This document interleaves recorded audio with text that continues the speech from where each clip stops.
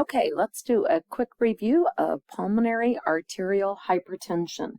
So this is when we have elevated pulmonary artery pressure resulting in resistance to blood flow in the pulmonary circulation.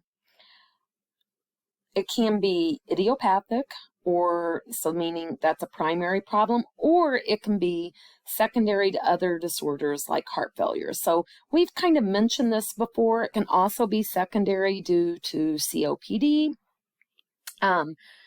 So some of your priority assessment is to assess for dyspnea on exertion, shortness of breath, fatigue, any exertional chest pain, dizziness, or exertional syncope.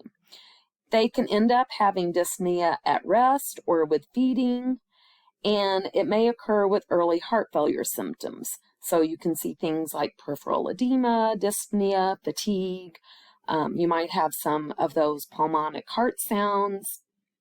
It can have liver enlargement, jugular venous distension, and you might see low pulse ox readings. For diagnostics, we'll see chest x-ray, pulmonary function test, CBC, ABGs, right side heart cath possibly, echo, any of those cardiac tests.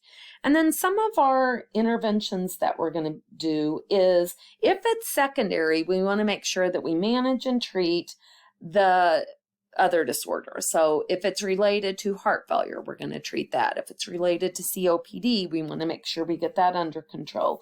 They may need some low flow oxygen to keep SATs above 90. So these may be our long-term home O2 wearers. They can have meds like diuretics, anticoagulants, and then the vasodilators. So we will see prostacyclins ordered. These dilate the pulmonary and systemic vessels.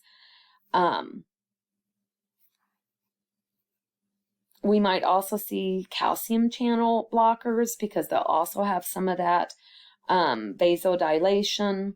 Sildenafil, that medication results in smooth muscle relaxation. We want to make sure that they don't take that along with nitro because it'll cause severe hypotension.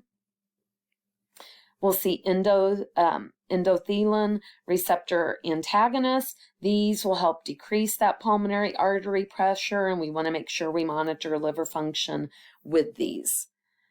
Some of our actual complications are right ventricular hypertrophy of the heart, right side heart failure, and this can actually be fatal.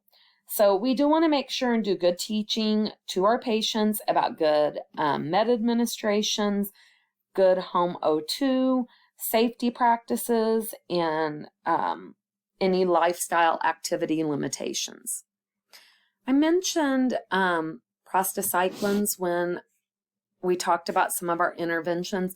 I wanted to just point this out in the book that these are probably most frequently still given by continuous infusion, although there are some newer oral formulations of the drug. But there are some critical safety alerts with these infusions. And one is when they're undergoing these therapy, we want to make sure that the complete therapy is administered, or actually it can cause death. So we want to make sure they have a good line, and that if something happens that disrupts that therapy, that they go immediately to the emergency room. And then you'll see other brief medications here, but I've got the highlights done in the book. Let me know if you have any questions.